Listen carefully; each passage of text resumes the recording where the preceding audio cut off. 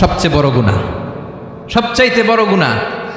আল্লাহ রাব্বুল আলামিন চাইলে সব ধরনের গুনাহ ক্ষমা করে দেন, কেবলমাত্র শুধুমাত্র শিরকের গুনাহ ছাড়া। কোন গুনাহ ছাড়া বলেন? তাহলে শিরকের সাথে আমাদের কোনো সম্পর্ক।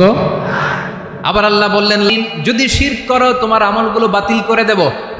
কিয়ামতের দিন আখিরাতে তুমি হবা খাসিরিন, লুজার, গেইনার হবা না। সব আমল বাতিল যদি শিরক করেন।